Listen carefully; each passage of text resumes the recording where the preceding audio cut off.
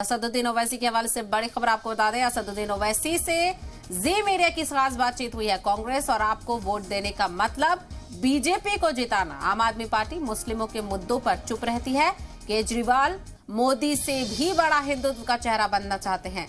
तो बड़ा अपडेट आपको बताते चले, असदुद्दीन ओवैसी ने बोले बड़े हमले। जी मीडिया से खास बातचीत में असदुद्दीन ओवैसी ने कांग्रेस, आम आदमी पार्टी और बीजेपी पर जमकर हमला किया। कांग्रेस और आपको वोट देने का मतलब, असदुद्दीन ओवैसी ने कहा कि बीजेपी को जिताना है।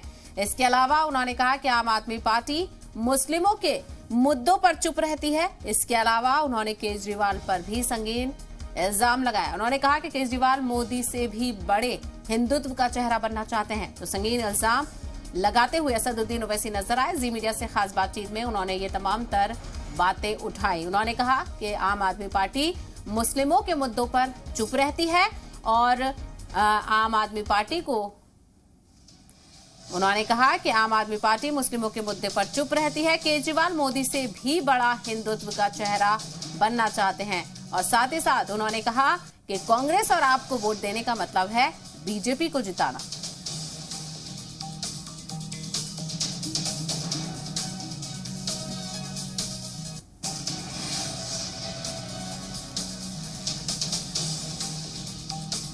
तो बड़ी खबर आपको बता दें, असदुद्दीन ओवैसी ने जी मीडिया से खास बातचीत के दौरान उठाए कई मुद्दे। उन्होंने कहा कि आम आदमी पार्टी मुस्लिमों के मुद्दों पर चुप रहती है। कांग्रेस और आपको वोट देने का मतलब है बीजेपी को जिताना। आम आदमी पार्टी मुस्लिमों के मुद्दों पर बातचीत नहीं करती है, वो खामोश रहती है। और साथ ही साथ उन्होंने ये भी कहा कि केजरीवाल मोदी से भी बड़ा हिंदुत्व का चेहरा बनना चाहते हैं। जिस तरह से अगर देखा जाए उनकी भाषा में, तो वो पीएम नरेंद्र मोदी को हिंदुत्व का चेहरा बताते हैं। और अब उन्होंने ये भी कहा कि आम आदमी पार्टी के कन्वीनर और दिल्ली के सीएम अरविंद केजरीवाल मोदी से भी बड़ा हिंदुत्व का चेहरा बनना चाहते हैं। तो ये इल्जाम लगाते हुए असदुद्दीन ओवैसी नजर आए।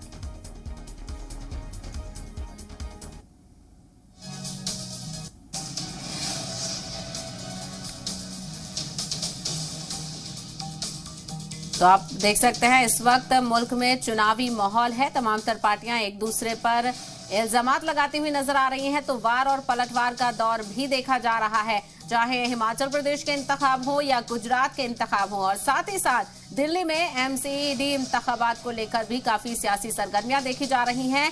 खास करके सभी पार्टियां एक दूसरे पर इल्जाम लगाती हुई नजर आ रही हैं। वहीं ऐसे में असदुद्दीन ओवैसी, एआईएमआईएम के सदर असदुद्दीन ओवैसी भी सुर्खियां बटोरने में पीछे नहीं हैं। इंतखाबात के दौरान वो भी अपने बयानात को लेकर सुर्खियां बटोरते हुए नजर आते हैं।